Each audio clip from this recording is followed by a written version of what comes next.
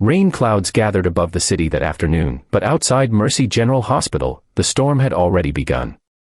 A 6-year-old girl stood trembling on the asphalt, clutching the folds of her sky-blue dress, tears streaking down her dirt-stained cheeks. Her voice cracked as she tried to speak, her words lost beneath the hum of traffic and the cruel laughter of 3 men standing at the hospital gate.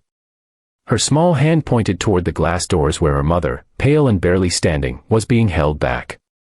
The child's words pierced the air like a cry from another world, "They won't let my mommy in." If you believe kindness can still change the world, if you believe good hearts still rise when darkness closes in, please take a second to like, comment, share, and subscribe to Kindness Corner. Because what happened next will remind you why humanity is worth believing in. Her name was Sophie Turner, a child too young to understand cruelty, but old enough to recognize fear.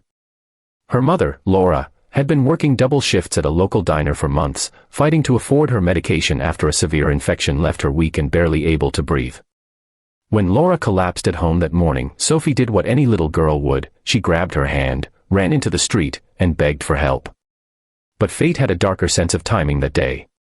The hospital's front entrance was under renovation, and the only open gate was temporarily watched by 3 contractors, rough, cold, and heartless men who treated the struggling mother like an inconvenience rather than a human life.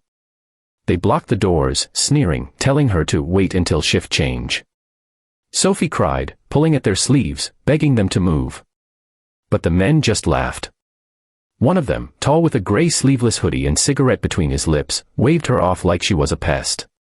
The second leaned against the wall, taking videos on his phone as if her pain were entertainment. The third, heavier, with a red flannel shirt, muttered that people like her could wait their turn. And through it all, Laura's breathing grew heavier. Her knees buckled once, twice, until she fell against the glass, pressing a hand to her stomach.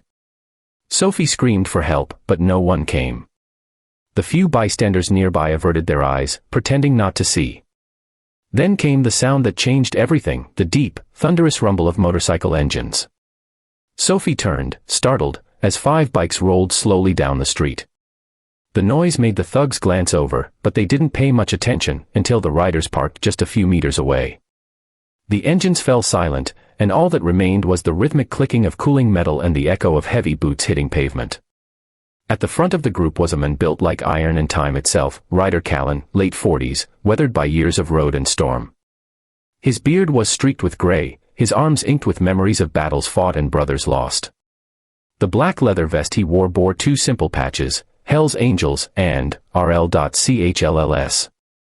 His eyes, sharp and cold, scanned the scene, the crying child, the men at the gate, the woman collapsing by the glass. For a long second, no one moved. Sophie took a step forward, wiping her tears, her voice trembling. "Please," she said, "those men won't let my mommy in the hospital." Ryder crouched down in front of her, his leather creaking as he met her eye to eye. The child's trembling reflection shimmered in his mirrored sunglasses.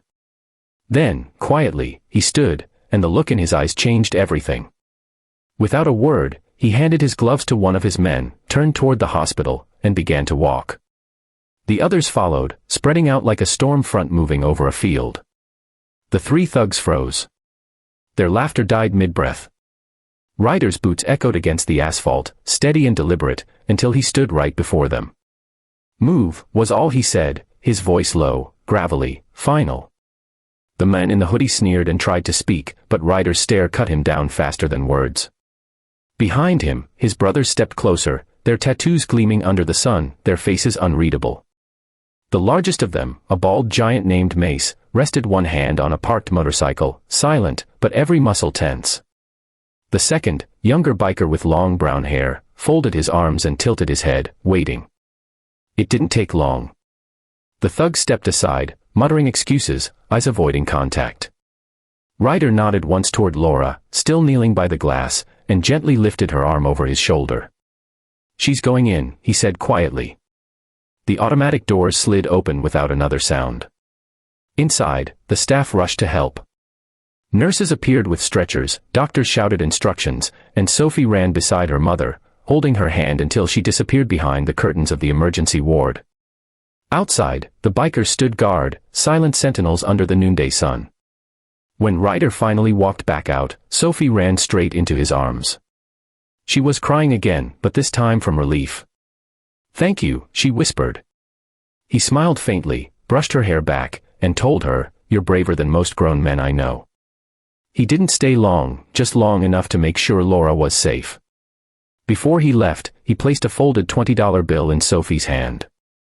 On it, written in pen, were 3 words, "For Mom's medicine." As the engines roared to life again, the hospital staff stood at the windows, watching in silence. No one would forget that moment, not because of the leather jackets or the noise of the motorcycles, but because they saw something pure that day. In a world that often turns away from pain, 5 men stopped. And in stopping, they changed a life. When Laura woke up later that evening, Sophie was by her side, clutching the note like a treasure. "Who helped us?" she asked softly. Sophie smiled and said, "Angels, Mommy. Hell's angels." If this story touched your heart, if you believe kindness can come from where you least expect it, please like, share, and subscribe to Kindness Corner.